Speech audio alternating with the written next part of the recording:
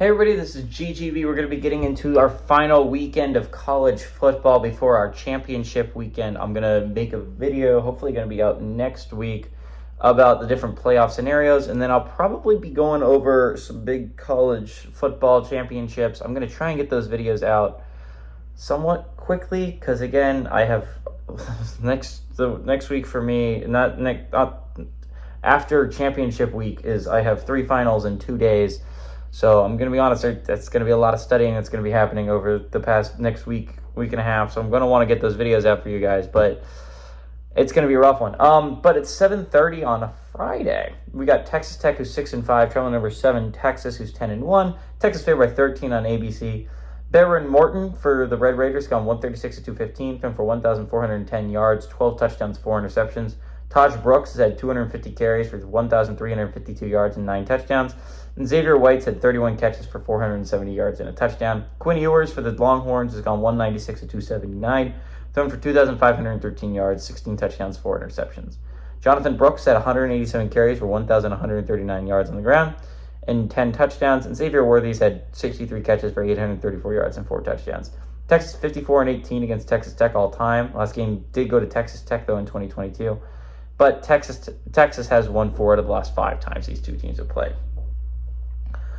So Texas fans are obviously going to be interested in this game. It's a big rivalry for them, is between the Red Raiders and the Longhorns. We're going to miss that rivalry when they move to the SEC, but hopefully we'll get A&M Texas every year again. This game's important for Texas fans. Not obviously, because all these games are going to be important.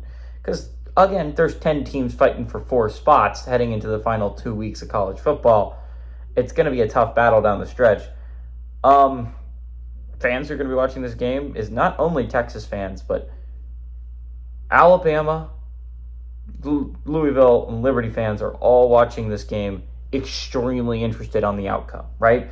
Because if Texas loses, Louisville and Alabama control their own destiny to get to the playoffs, because suddenly there's only 4 conferences left kicking. And they're not the only ones. Obviously, Ohio State and Michigan would love a Texas loss, because, again, if you drop the game, if you're Ohio State or Michigan, you still want to make the playoffs, right? And it's going to be a really hard path to do if Texas is still alive and kicking. It's hard to make it regardless, right?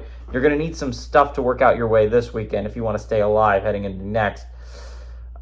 This is a big game for Texas, obviously. Huge game. Not as big of a game as it was looking to be if it's Texas Tech, right? Because UCF and Texas Tech were in a battle, and Texas Tech ends up winning a close one against UCF.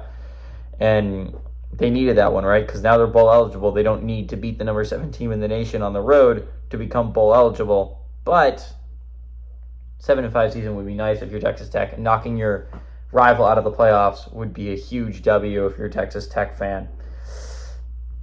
I think this game's going to be really important. I think this game's going to be really interesting.